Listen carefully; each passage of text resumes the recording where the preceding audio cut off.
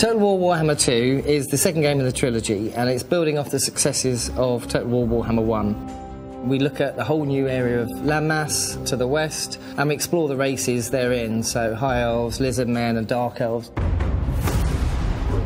We got some very, very positive feedback from our decision to sort of really try and make the races play differently. So we've embraced that throughout the DLC for Warhammer 1, and we're doing even more for Warhammer 2. So the typical process of getting a character to animation actually is quite long. So we start with a concept art of what the character will look like.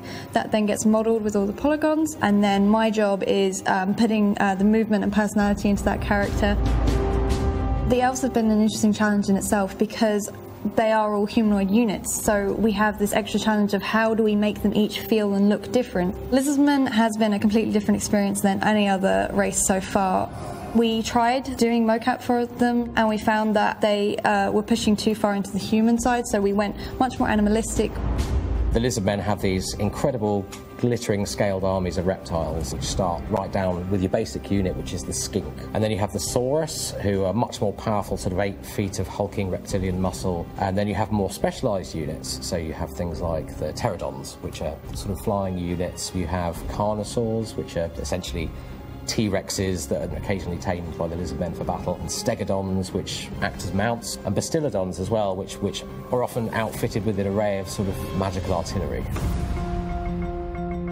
So on the battle side, we're looking to introduce more variety in Total War Warhammer 2, and one of the ways we're doing this is by examining sort of different and sometimes wilder new terrain types. We've got very lush jungle, very beautiful but also very dangerous.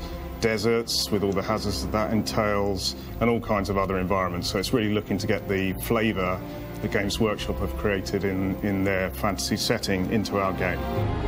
So the key locations are Ulthuan, the home of the High Elves, Naggaroth, the home of the Dark Elves, Lustra, a jungle region, and the Southlands, which is a mixture of desert, jungle and other environments.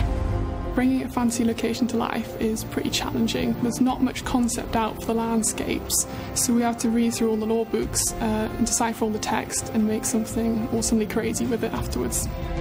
For the Lizardmen, we have these big, heavy stone structures, but parts of them are floating by magic. For the Dark Elves, one of the key elements are the Black Spine Mountains, and they're surrounded by a large expanse of hardened lava, probably the most diverse area of the map that we've ever had. So the Great Vortex, which hovers above Ulthuan, is absolutely integral to the storyline of Warhammer 2.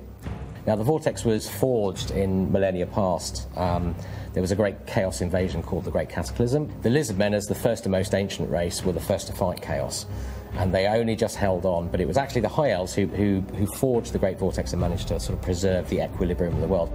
You can ignore the storyline, the narrative. You don't have to fight for the Vortex if you don't want. Sandbox gameplay is sacrosanct to Total War. The player can go in any direction they want, and that's going to be enhanced this time because players can now conquer any territory they want.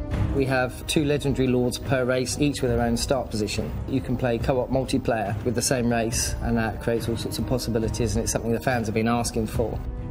What we want people to feel at the end of Warhammer 2 is that I want them to feel they've had an incredible gameplay experience, which is fundamentally Total War and fundamentally Warhammer, but at the same time interesting, new, different and exciting right to the end.